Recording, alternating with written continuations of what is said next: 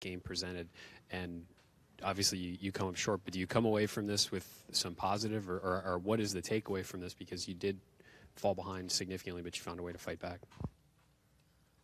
I think that just goes to show, like, when we are clicking offensively and defensively, what we can be. There was a stretch in the second half where we just basically let our guard down to start the second half, actually, and that's kind of where we kind of lost the game. We get a couple more stops in that case, and maybe the outcome's a little different. Keyshawn, the interception at the end of regulation, and you got that shot off. Did that look good to you? It was on line to me. It just left it short, but it looked good. CJ, you had the shot before that. You've made those shots throughout your career. Walk us through, your thinking on that shot and what you're looking for.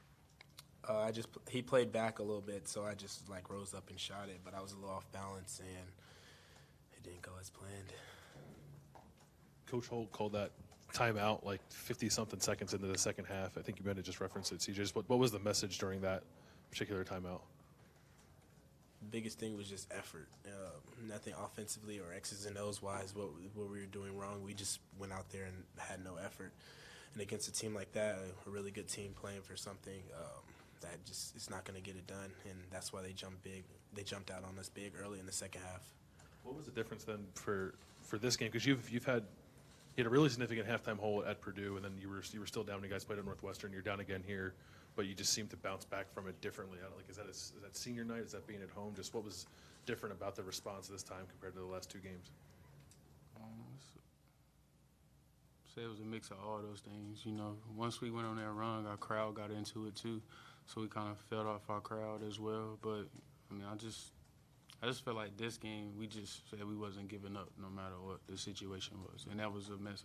We said it against Purdue, but we actually showed it, and everybody wanted it, and I think that's what fired everything for us to come back to send it to overtime. And doing that, and the two of you seemed to be keying that comeback, and seemed to be a little bit of desperation there just to not let the game get away. To do that moving forward, knowing the position you're on the bubble now, going into the Big Ten tournament, is that something that you can try to harness and carry over, and how do you do that over the next couple games couple days before you get to Chicago? We watch the film and we show the fight that everybody had. Now it's you lose and you're done, regardless of Big Ten tournament or whatever other postseason. So it needs to be a sense of urgency, because you lose one game and you out. And this team wants it bad, like we all do. Like we all want to continue to play. That's just like any team across America right now. And that's the one thing I love about my brothers. Like, we going to fight to the end, and we showed that tonight. And we going to take that over into the Big Ten tournament and then the next tournament we in. You guys had a lot of momentum there in the second half, obviously, and then Chris Holtmann grabbed the mic and said to everyone to keep shouting. When you guys heard that, what were you guys thinking? That definitely gives you juice, because that was it's not something you see every day. So, but like Keyshawn said, we had to stay poised. We had to stay locked in and be in the moment, because any mental breakdown, the game could have been over. And with us having a couple young guys out there, I think they did a really good job of doing that. Just in general, how do you feel about where you guys are at as a team right now entering the Big Ten tournament? Because you guys have lost 3 in a row, but you guys played well down the stretch here. Just where are you guys as a team right now after this game? Kind of what I said earlier. We in the situation where we on the bubble, and you lose, you out. So we gonna bring all our effort. We gonna bring our A game and do whatever we can to keep playing basketball for the rest of this year. We don't want no spring break. CJ, you said your man kind of backed off you. Was there a play call or a set there? Was there any thought of driving, try to draw a foul with the time that's left, or was this just sort of your call to make a play? Yeah, it was just kind of like a read. If he was up on me, I would have drove it, obviously, but he was playing pretty far back, so I thought I made the right read. When you guys go back to your dorm or wherever, apartment, whatever, do you ever allow yourself to think, why can't we play that way? Why don't we play that way all the time? We probably going to talk about that in the locker room after we shower. We talk about it all the time. Like, But we know the things we got to do. I mean, like you said, but we gonna talk about it here when we go back in the locker room, and then hopefully y'all just see a different outcome from start to finish when we play again.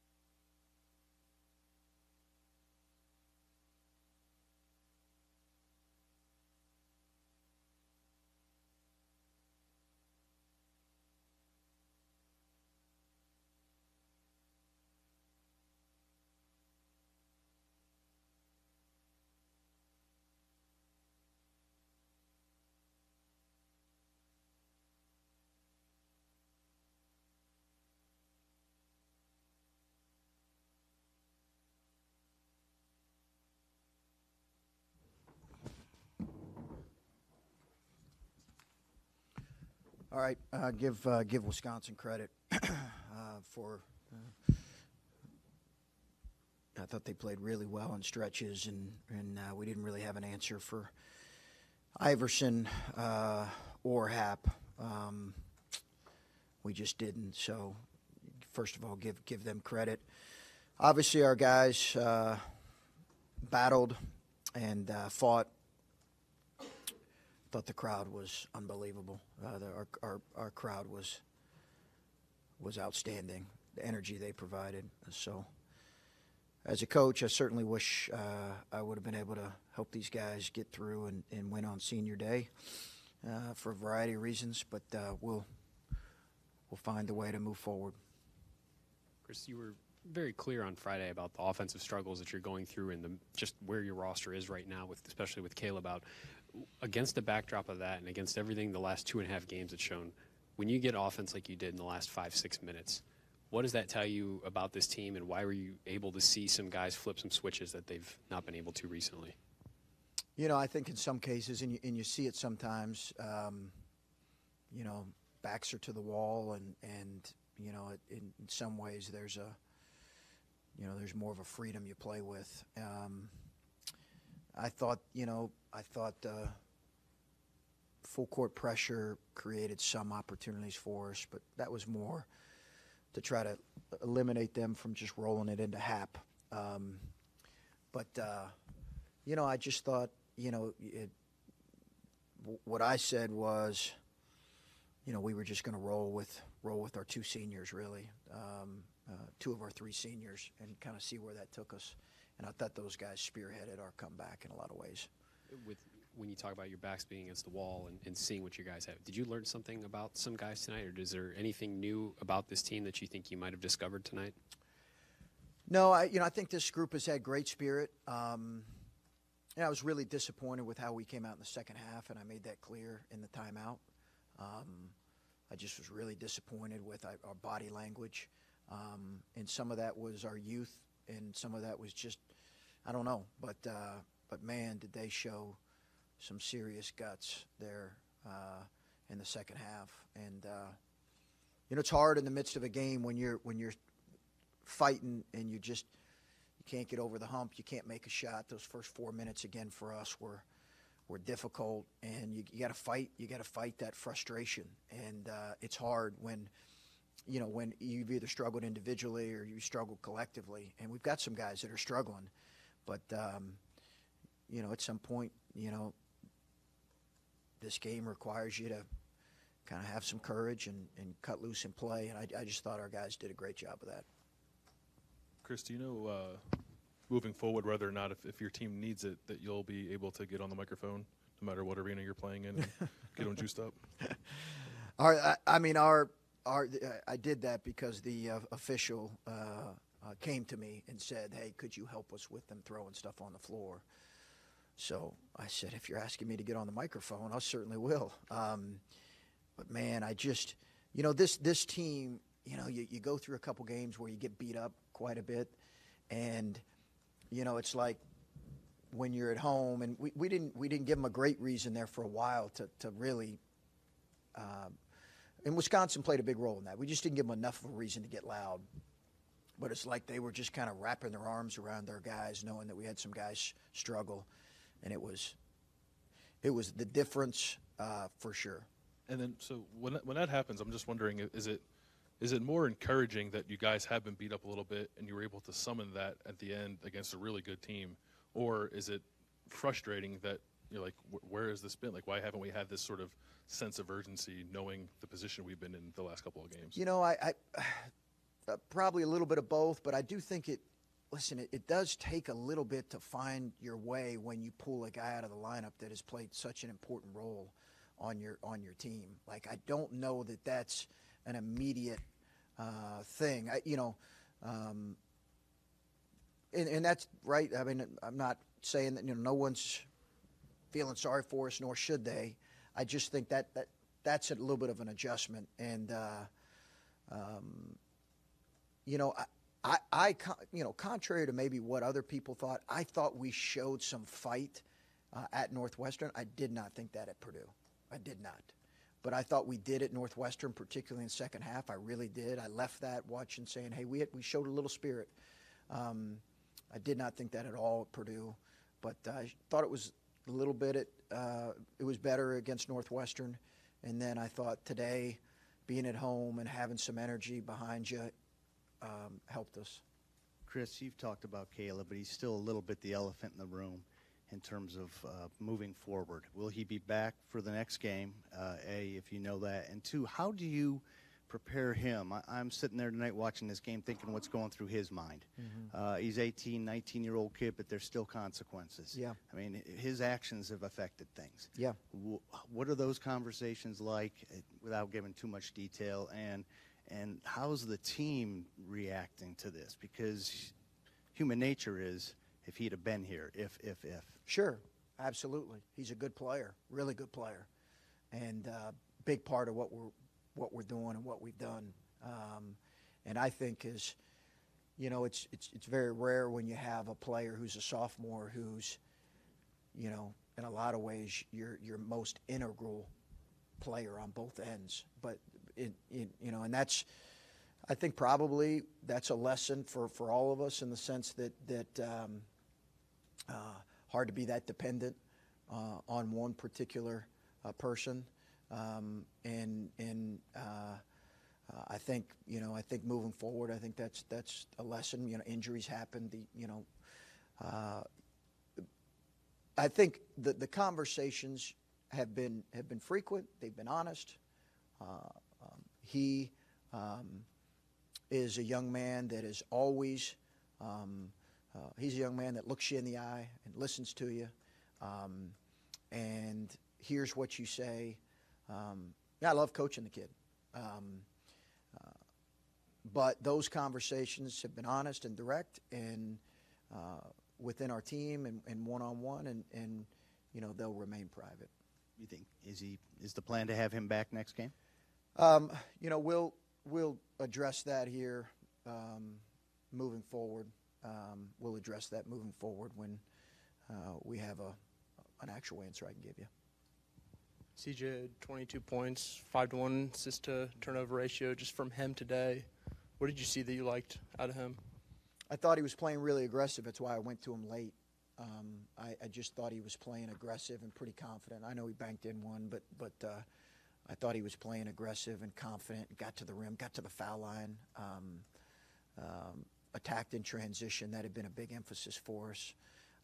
Thought he was active. Thought he played like a guy who really, really cared at a high level, which is what your seniors do on senior day.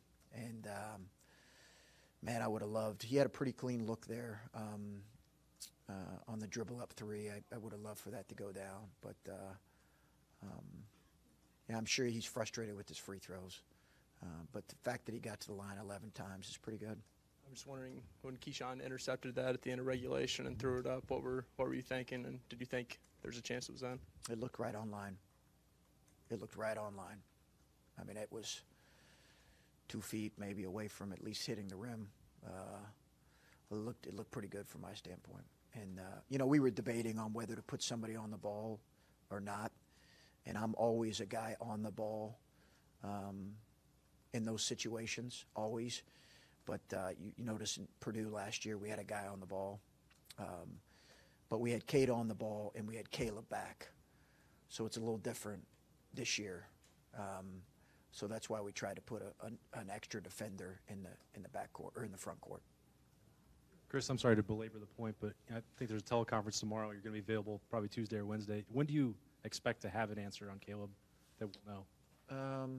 I would expect, and then what's the next? When are we getting together here again? Tuesday or Wednesday. Okay, I think I'll have something for you by then. I would expect by Tuesday we'll have something for sure. Okay. When you guys left here after Iowa, it just felt like it was inevitable that you guys were going to the tournament. You didn't want to talk about it good or bad at any point, but what have the last 3 games since that suspension, the losses that you mentioned, what have they been like for you, where it seemed like there was so much optimism after that one night, and it's completely, other than the second half rally, it's just felt like it's been completely different for you guys? It's been really hard. Yeah, it's been really hard. I mean, losing's brutal. It's miserable.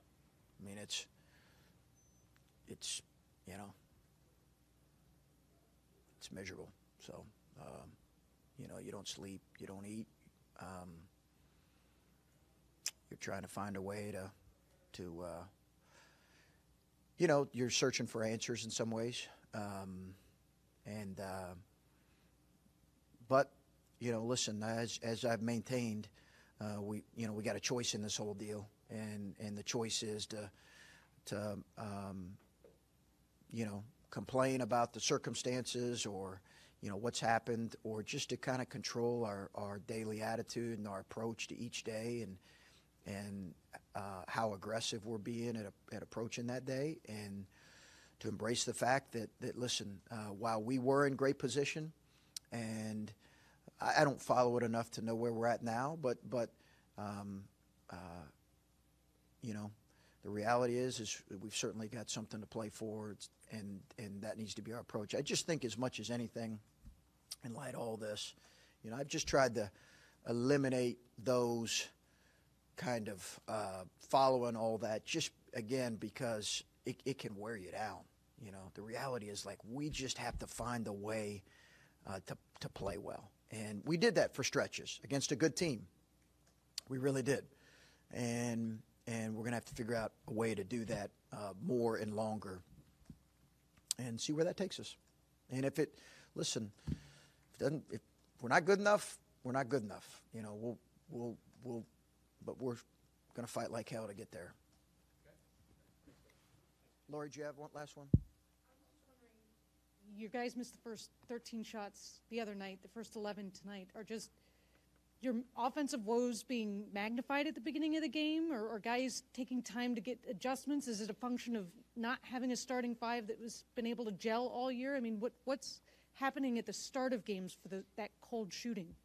I think two pretty good defenses that we played in the last two games. Really last three games, but last two games for sure. So give them credit. I don't think it's all on us. They're obviously doing some things. We had some really good looks, and that's the thing as a coach you're trying to do, is get really good looks. Like, we had some shots right around the basket, layups, and we had some pretty clean open threes. We just missed them, and our message to our guys was the quality of our shot. We just need to control the quality of our shot and be aggressive with that. And I thought, we did.